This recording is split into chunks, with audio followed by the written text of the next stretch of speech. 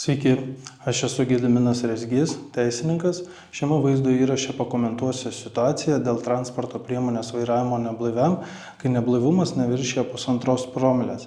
Aptarsiu, nuo ko prasideda visas tokios bylos procesas, kaip įforminama jo pradžia, ko tikėtis iš policijos ir ko galima jos prašyti, ką daryti, jeigu nesutinkama su policijos sprendimu, ar yra galimybė kreiptis į teismą ir ko tikėtis iš jo, bei kiti panašus aspektai. Kadangi įrašas nebus trumpas, suskaidžiau jį į atskirus skyrelius, kuriuos rasite tiek šio vaizdo įrašo aprašyme, tiek jo laiko juostoje apačioje šio vaizdo įrašo. Na, o dabar nuo visko iš pradžių. Tai pirmas klausimas, kurį klientai užduoda sulaikyti policijos pareigūnų vairavę transporto priemonę neblaivus, dažniausiai yra iššauktas nežinomybės. Tai yra, kas dabar bus, kas grėsia, kaip viskas vyks, kokia sankcija, kaip išvengti teisių atėmimo ar bent turėti trumpesnį teisių atėmimo terminą ir panašiai. Tai atsakant į visus šiuos klausimus, pats pirmas dalykas, kurį reikia paminėti, yra tas, kad visas procesas dėl vairavimo neblaiviam prasidės policijos protokolo surašymu, kuris dažniausiai surašomas dar įvykio vietoje, taip sakant, ant kelio. Protokole užfiksuojamos esminės šio administracinio nusižengimo padarimo aplinkybės, tokios kaip laikas, data, vieta, jūsų asmens duomenys, na ir žinoma neblaivumo laipsnis. Taip pat protokole būna nurodyta vieta ir data, kada policija nagrinės jūsų bylą ir spręs klausimą dėl jūsų patraukimo administracinėn atsakomybėn. Bet to svarbu ir tai, kad į protokolą įrašoma, jog teisė vairuoti jums yra sustabdyta tol, kol byloje įsiteisės policijos nutarimas. Tai reiškia, kad teisės vairuoti jūs netenkate jau nuo tos dienos, kurią buvote sulaikytas vairavęs neblaivus. Ir šis terminas eina nepriklausomai nuo to, ką jūs bedarytumėte tokioje byloje. Vadinasi, bent mėnesį ar 2 teisės vairuoti jūs tikrai neturėsite, kadangi procesas šiek tiek užtrunka ir pačioje policijoje, ir teisme. Taigi, pirmiausia, surašomas policijos protokolas, sekantis žingsnis yra bylos nagrinėjimas policijoje. Atėjus bylos nagrinėjimo dienai, tai yra tai datai, kuri būna nurodyta protokole, policija priima nutarimą, kuriuo išnagrinėja jūsų bylą bei paskiria baudą, taip pat teisės vairuoti atėmimą. Policijai priėmus nutarimą laikoma, kad jūsų byla yra išnagrinėta. Tai vaizdžiai tariant, po nutarimo priėmimo klausimas dėl jūsų atsakomybės policijoje laikomas išspręstų ir uždarytų. Tai reiškia, kad policijoje procesas baigėsi ir jeigu jūsų policijos nutarimu taikyta atsakomybė netenkina, tai viskas, ką jūs dėl to galite padaryti, tai iš esmės yra tik tais vienas dalykas. Pateikti teismui skundą dėl policijos nutarimo ir tokiu būdu, skundžiantis teismui, prašyti teismo pakeisti policijos nutarimą ir sušvelninti juo skirtą nuobaudą. Dažniausiai policijos skiriama nuobauda yra minimali pagal įstatymą, kuri šiai dienai yra 800 eurų bauda ir 12 mėnesių teisės vairuoti atėmimas. Tačiau įstatymas numato, kad teisė vairuoti gali būti atimta ir iki 18 mėnesių, tai yra nuo metų iki 1,5. Vis tik dažniausiai policija skiria tik minimalų terminą. Beje, kas liečia teisės vairuoti atėmimą, tai jis iš tiesų yra alternatyvus šiai dienai, nes vietoje 12 mėnesių teisės vairuoti atėmimo policija jūsų prašymu gali skirti ir trumpesnį teisės vairuoti atėmimą, tai yra 6 mėnesių trukmės, tačiau tokiu atveju tuo pačiu skiriama ir dar viena poveikio priemonė, tai yra draudimas vairuoti tas transporto priemonės, kuriuose neįrengti alkoblokai. Ir ši poveikio priemonė skiriama 12 mėnesių terminų minimaliai. Tai šiai dienai tokios poveikio priemonės yra tikrai labai populiarios ir klientai labai dažnai renkasi alkobloką, tokiu būdu užsitikrinantis galimybę ne tik grįžti prie vairo dvigubai anksčiau, bet ir išvengdami reikalavimo perlaikyti egzaminus regitroje, kadangi toks reikalavimas kyla tik tuo atveju, jeigu teisė vairuoti yra atimta 12 mėnesių ir daugiau. Tai pasirinkus alkobloką, teisės vairuoti atimimas dažniausiai laikomas skirtu tik 6 mėnesiams, vadinasi, egzaminų perlaikyti nebereikia.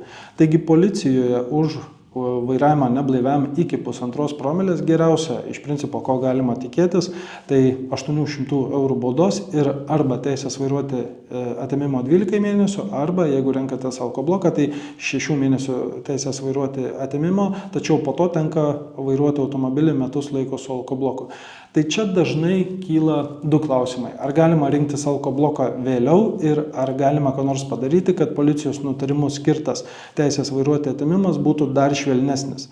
Tai pirmiausia dėl alkobloko pasirinkimo vėliau. Iš tikrųjų, net įvairiose naujienų portaluose teko nekartą matyti klaidinančios informacijos, kad alkoblokas yra skiriamas ar galimas pasirinkti po to, kai praeina pusė teisės vairuoti atėmimo laiko. Patys klientai nekartą yra man atsiuntę nuorodos į tokius kabutėse informacinius straipsnius, tačiau galiu pasakyti, kad tiesos juose nedaug. Faktiškai situacija yra tokia, kad jeigu jau norite, kad alkoblokas jums būtų skirtas ir teisės vairuoti atėmimas būtų 6 mėnesiai, tai šito prašyti policijos reikia dar iki tol, kol nėra priimtas nutarimas. Tai yra dar iki tol, kol neišnagrinėta jūsų byla. Taip yra todėl, kad priėmus nutarimą laikoma, kad byla išnagrinėta ir vėliau jau išnagrinėtoje byloje jokie jūsų prašymai nėra sprendžiami. Teisės atėmimo termino sutrumpinimas po pusės laiko apskritai nebėra galimas, dėl to pakomentuosiu šiek tiek vėliau. Taigi, jeigu priimant policijos nutarimą alkoblokas nebuvo skirtas dėl to, kad jūs jo neprašėte, tai vėliau jo skirimas iš teisinės pusės iš esmės nėra įmanomas. Vadinasi, alkobloko turite prašyti dar iki tol, kol policija neišnagrinėjo jūsų bylos. Kitaip tariant, visa tai reiškia, kad negalima situacija, jog alkobloko neprašote, gaunate 12 mėnesių teisės vairuoti atėmimą, einate į teismą su skundu ir bandote pasiekti trumpesnio termino nei 12 mėnesių. O jeigu tai nepasiseka, tai tada jau grįžtate į policiją ir galop prašote alkobloko. Tai tokia schema jums neveiks, nes kai teisme byla bus išnagrinėta, policijos nutarimas bus laikomas įsiteisėjusiu ir teisinių instrumentų jo pakeitimui iš esmės nebeliks. Tad apie alkobloką reikia spręsti iš esmės nedelsint. Kitas klausimas, kurį minėjau, tai ar galima ką nors padaryti, kad policijos nutarimu skirtas teisės vairuoti atėmimas, koks jis bebūtų, būtų dar švelnesnis. Tai atsakant į šį klausimą, klientams visada sakau, kad policijoje iš esmės neverta tikėti švelnesnės padėties, nes geriausiu atveju, ką policija skiria, tai minimalius terminus pagal įstatymą. Tiesiog tai rodo ilgametė praktika. Žinoma, iki tol, kol policija priima nutarimą, galima teikti policijai prašymus dėl švelnesnės nuobaudos, teikti su tuo susijusius įrodymus, tačiau bent jau kol kas praktika tokia, kad policija tokių prašymų netenkina ir iš esmės sutinka tik su prašymais dėl alkobloko. Dėl to vienintelis kelias lieka į teismą. Tai yra skųsti policijos nutarimą teismui ir tokiu būdu prašyti teismo, kad policijos paskirtos poveikio priemonės būtų sušvelnintos arba visai panaikintos. Seniau, iki 2017 m. sausio 1 dar galiojo teisės norma, leidžianti prašyti sutrumpinti teisės vairuoti atėmimą praėjus pusį laiko, tačiau ji jau nebegalioja ir tokios galimybės paprasčiausiai nebėra. Nuo 17 metų sausio 1 panaikinta ne tik teisės norma, numačiusi galimybę trumpinti teisės atėmimo terminą po pusės laiko, bet apskritai panaikintas visas kodeksas, taip vadinamas ATPK, kuriame buvo įtvirtinta ši teisės norma. Dėl to šiai dienai vienintelis būdas bandyti sušvelninti savo padėtį po to, kai policija priima nutarimą, tai skųstis teismui ir tai reikia daryti nedelsint. Didžiąja dalimi atveju skundas teismui yra visiškai logiškas žingsnis dėl keleto priežasčių. Tai pirma, jūsų skundas jūsų padėties pabloginti negali. Tai yra vienas iš pamatinių teisės principų, galiojančių dar nuo romėnų teisės laikų. Kitaip tariant, blogiausias atvejis bylą išnagrinėjus teisme yra toks, kad jūs pasiliekate su tokia pat padėtimi, su kokia atėjote į teismą. Antras dalykas, kurį reikia paminėti, yra tai, kad teisės vairuoti atėmimas dėl skundo padavimo nėra stabdomas. O tai reiškia, kad net jeigu skundas ir atmetamas bylos nagrinėjimo metu, ėjęs teisės vairuoti atėmimo terminas niekur nedingsta ir įsiskaičiuoja į bendrą atėmimo terminą. Ir galiausiai nėra išlaidų valstybei dėl teisminio proceso, kitaip tariant, byla teisme jums nekainuoja, nėra žyminio mokesčio ir panašiai. Na, tai įvertinant visus šios pliusus, tikrai sunku atrasti argumentų, kodėl nevertėtų bandyti kreiptis į teismą, kuris vis tik gali patenkinti jūsų skundą.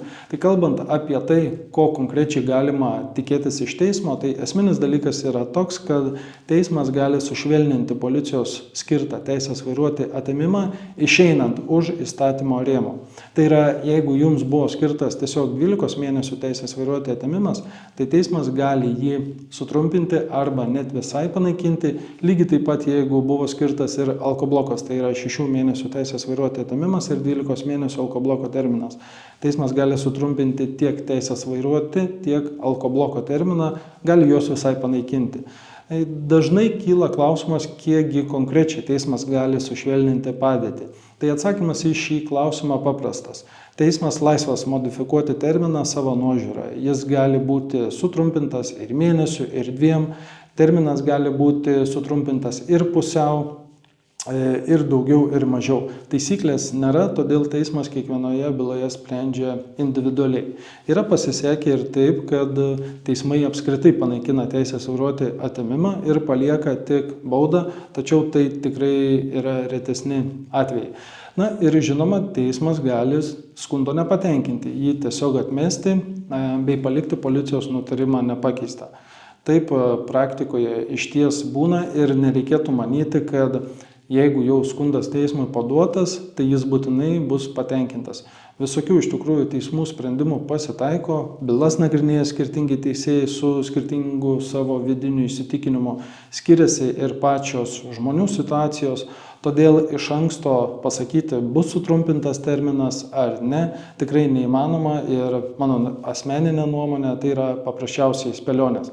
Žinoma, tam tikros tendencijos link teigiamo teismo sprendimo yra, tai pirmiausia, teismuose palankiai vertinama aplinkybė dėl kuo mažesnio neblaivumo laipsnio, nes natūraliai kuo mažesnis neblaivumo laipsnis, tuo savaime mažesnis ir administracinio nusižengimo pavojingumo laipsnis, kas yra svarbus bylos aspektas.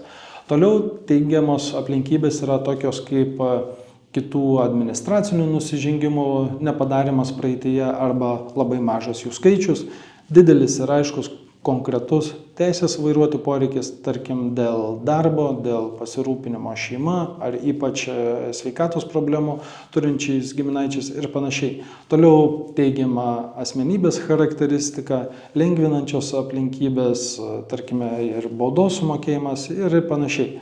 Tai natūraliai, kuo daugiau teigiamo bylos aspektų, tuo daugiau tikimybė sulaukti palankaus teismo sprendimo. Tačiau bet kuriuo atveju jo garantuoti iš anksto tikrai neįmanoma.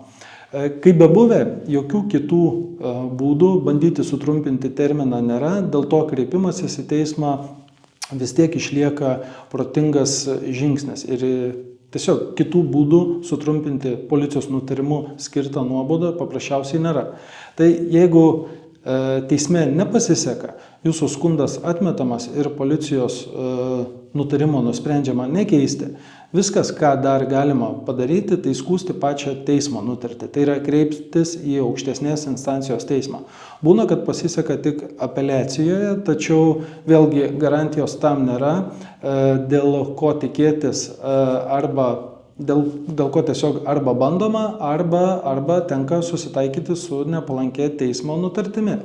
Dar vienas galimas atvejis yra toks, kad jeigu teismas jūsų skundą tenkina, skųsti tokią teismo nutartį turi teisę ir policija.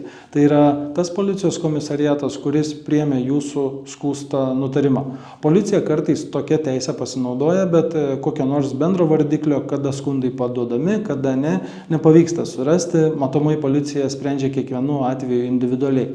Vis tik jeigu skundas iš policijos pusės yra paduodamas, tai jums palankios teismo nutarties teisėtumas bus peržiūrimas apeliacinės instancijos teisme, kuris praktikoje priima 3 tipų sprendimus. Pirmiausia, teismas gali policijos skundą atmesti, kas aišku jums yra palankiausias sprendimas. Antra, teismas gali jums palankę nutartį pakeisti, kas praktikoje pasireiškia ne visišku sutrumpinto termino panaikinimu, bet jo sumažinimu. Pavyzdžiui, jeigu policija skyrė 12 mėnesių teisių atėmimą, o teismas po jūsų skundo terminą sutrumpino iki, tarkim, 6 mėnesių, tai apeliacijoje pagal policijos skundą būna, kad toks sušvelnintas terminas sumažinimas, kaip pavyzdys iki 8 mėnesių.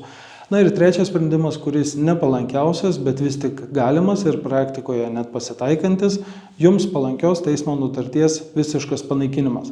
Tai reiškia, kad policijos pats pirminis nutarimas paliekamas galioti be pakeitimo ir iš esmės jūs teisme liekate nieko nelaimėję. Kartais taip ir atsitinka, bet tai pakankamai reti atvejai, nes teismų sprendimai pagal statistiką iš tikrųjų yra ganėtinai stabilus.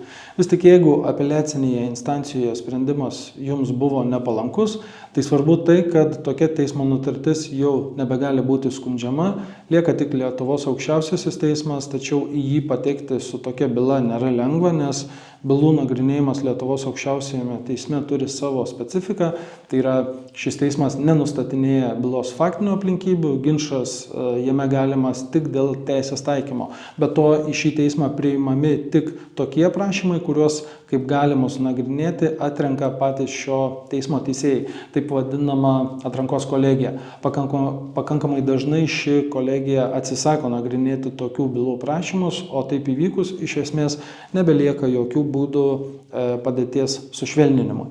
Vis tik kaip bebūtų, teismas jums vis tiek bus reikalingas, jeigu norėsite siekti švelnesnės padėties nei tos, kuri bus skirta policijos nutarimo.